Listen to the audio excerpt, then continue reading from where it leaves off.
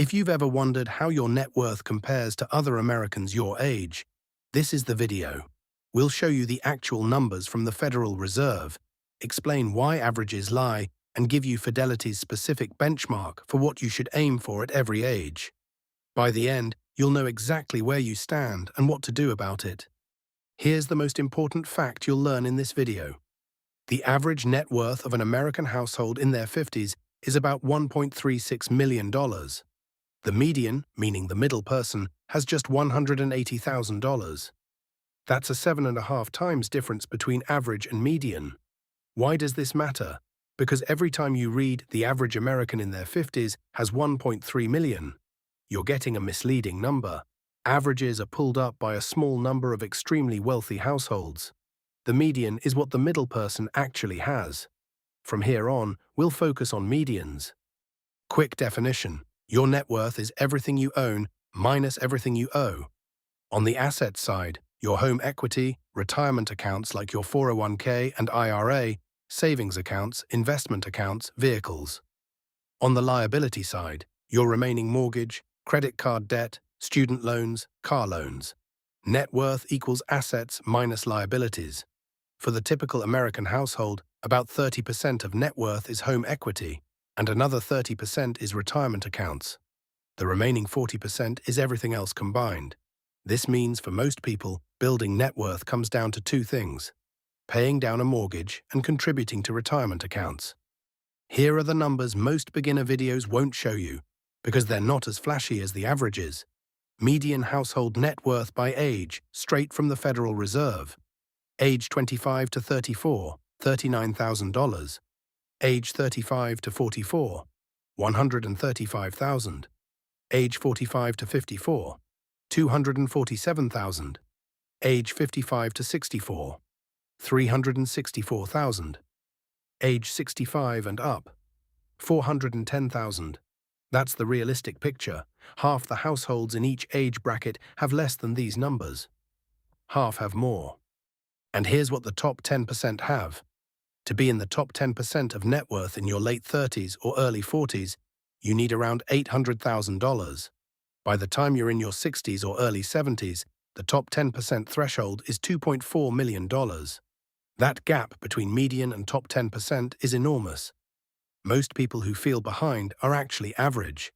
The people who feel average are usually in the top 10%. Here's a different framing: Fidelity's retirement savings benchmark. Instead of comparing to other people, you compare to yourself. By age 30, aim to have 1 times your annual salary saved. By 40, 3 times. By 50, 6 times. By 60, 8 times. By the time you retire at 67, 10 times your final salary.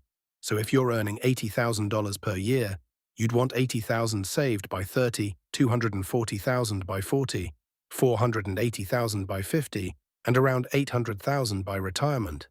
These benchmarks assume you save 15% of your income from age 25 and invest mostly in stocks. They're a starting point, not a rigid rule. If you look at these numbers and feel behind, you're not alone and you're not stuck.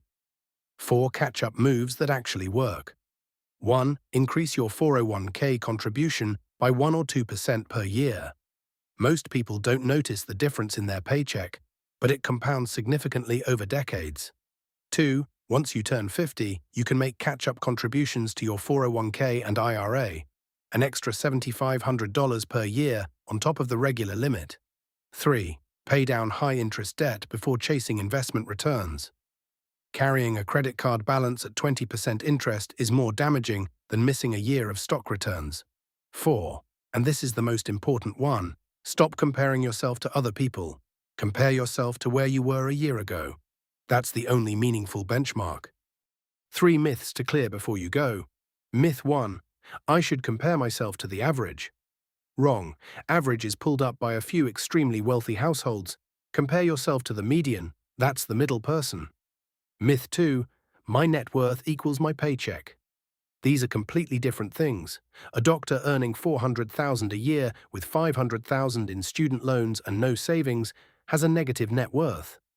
A teacher earning $60,000 who's been investing 15% for 30 years can have $1 million net worth. Income is what comes in. Net worth is what you've built. Myth 3. I'm too far behind to catch up. Almost never true.